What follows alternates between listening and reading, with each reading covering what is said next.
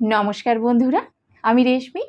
Motivation with reshmi YouTube চ্যানেলে আপনাদের সবাইকে স্বাগত জানাচ্ছি। বন্ধুরা, আসছে রাধা অষ্টমী। রাধা অষ্টমীর এই পুণ্যতিথিতে সারাদিনের মধ্যে একবার হলেও রাধাষ্টমীর ব্রত কথাটি অবশ্যই শ্রবণ করা উচিত। আপনার পক্ষে যদি রাধা অষ্টমী ব্রত কথা পাঠ করা সম্ভব হয় তাহলে পাঠ করবেন। যদি সেটা সম্ভব না হয় তাহলে আপনি যদি সম্পূর্ণ ব্রত কথাটি শোনেন তাহলে একই সুফল পাবেন। তবে তার আগে একটা ছোট্ট নিয়মের কথা বলবো। যে কোনো ব্রত কথা শোনার আগে বা পাঠ করার আগে এই কথাটি অবশ্যই মনে রাখবেন যে ব্রত কথাটি সম্পূর্ণ পাঠ করতে হবে বা সম্পূর্ণ শুনতে হবে। আজকের এই ভিডিওর মাধ্যমে রাধা অষ্টমীর ব্রত কথা আপনাদের সম্পূর্ণ শোনাতে চলেছি।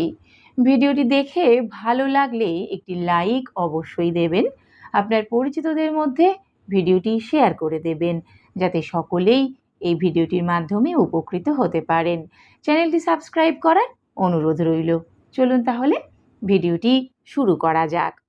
রাধাষ্টমী ব্রতকথা।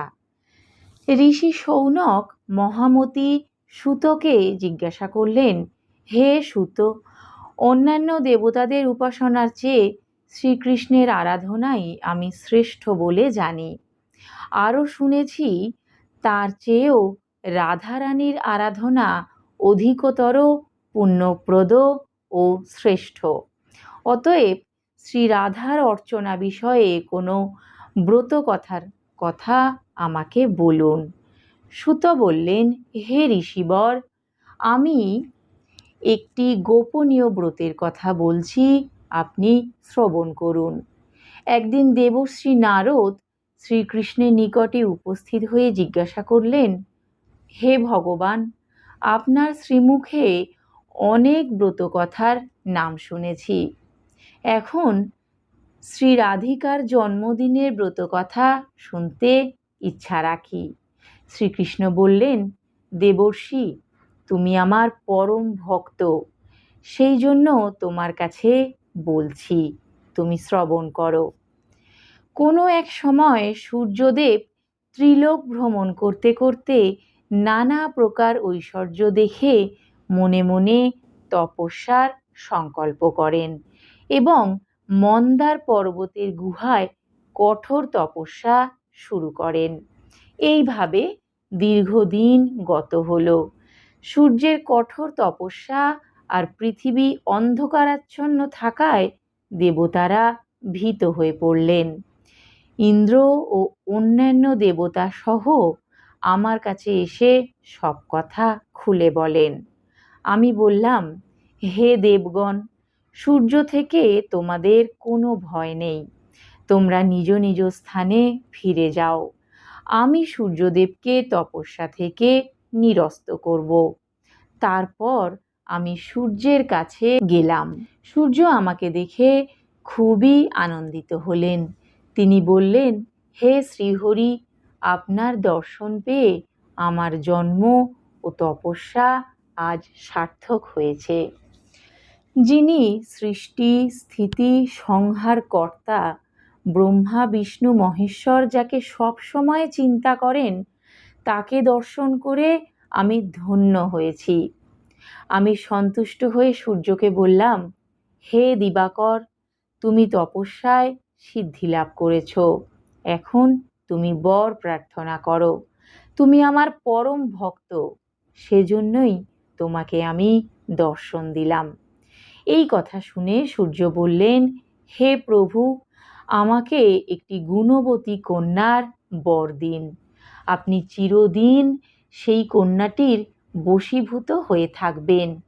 এছাড়া আমার আর কোনো ইচ্ছা নেই।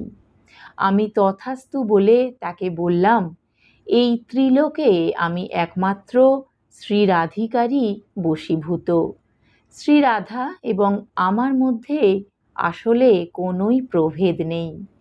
আমি পৃথিবীর ভার লাঘবের জন্য বৃন্দাবনে নন্দালয়ে অবতীর্ণ হব। তুমিও সেখানে বৃষভানু নামে এক রাজা হয়ে জন্মগ্রহণ করবে। শ্রীরাধা তোমার কন্যা রূপে অবতীর্ণ হবেন। তারপর শ্রীহরি মথুরায় জন্মগ্রহণ করে নন্দালয়ে চলে আসেন। সূর্যদেব বৈশ্যকুলে জন্মগ্রহণ করে বৃষভানু নামে রাজা হলেন। গোপকন্যা কীর্তিদার সঙ্গে তার বিবাহ হয়েছিল। যথাসময়ে ভাদ্র মাসের শুক্লপক্ষের অষ্টমী তিথিতে বিশাখা নক্ষত্রে কীর্তিদার গর্ভে শ্রী রাধিকা জন্মগ্রহণ করলেন। গোপ গোপিনীরা আনন্দ উৎসবে মেতে উঠল। আমার মায়ায় মুগ্ধ হয়ে রাধিকা আমাকেই পতিত্বে বরণ করতে ইচ্ছা করলেন। যথাকালে আয়ান ঘোষের সঙ্গে শ্রীরাধার বিবাহ হলো বটে, কিন্তু আমাকেই পরম পুরুষ জ্ঞানে আমার সঙ্গেই বিহার করতে লাগলেন। শ্রীরাধার এই জন্মতিথিতে গন্ধ, পুষ্প, ধূপ, দীপ, নৈবেদ্য ও বসনভূষণ দ্বারা শ্রীরাধার পুজো করে নানা প্রকার মহোৎসব, ক্রীড়া, কৌতুকাদি ইত্যাদি করতে হয়। রাধার সখীবৃন্দ, গোপিকাবৃন্দ, কীর্তিদা, বৃষভানু এদেরও পুজো করতে হয়। তারপর ব্রতকথা শুনে সেই দিন উপবাসে থেকে পরদিন বৈষ্ণবদের সঙ্গে প্রার্থনা করতে হয়। রাধা নামের সঙ্গে কৃষ্ণ নাম যুক্ত করে জপ করলে যাবতীয় মন্ত্র জপের ফল লাভ হয়। তপ, জপ ইত্যাদিতে আমার যেমন সন্তোষ জন্মায়, একবার রাধা নাম উচ্চারণ করলেই তার চেয়ে সহস্রগুণ বেশি আমি সন্তোষ লাভ করি। এই ব্রতের অনুষ্ঠানে সব দুঃখ দূর হয় ও পরম শান্তি লাভ হয়। ধনসম্পদে ঐশ্বর্যে গৃহ পূর্ণ হয় এবং সর্বস্থানে বিজয় লাভ হয়। ভক্তের কাছে এই ব্রতের কথা বললে আপনার সমস্ত অমঙ্গল দূর হয়ে যাবে। কিন্তু ভণ্ড, পাষণ্ড, ভক্তিহীন নাস্তিকের কাছে এই ব্রত কথা প্রকাশ করলে অমঙ্গল হতে পারে। শ্রীকৃষ্ণের কাছে এই কথা শুনে নারদ মর্তে এই ব্রত প্রচার করলেন আর নিজেও এই ব্রত পালন করলেন। বন্ধুরা, আশা করি ব্রত কথাটি আপনাদের ভালো লেগেছে। যারা রাধা অষ্টমী ব্রত পালন করছেন, পারলে তাদের সকলের উদ্দেশ্যে এই ব্রত কথাটি আপনি শেয়ার করে দেবেন। আপনারা সকলে ভালো থাকুন, সুস্থ থাকুন। রাধা অষ্টমীর অনেক শুভেচ্ছা।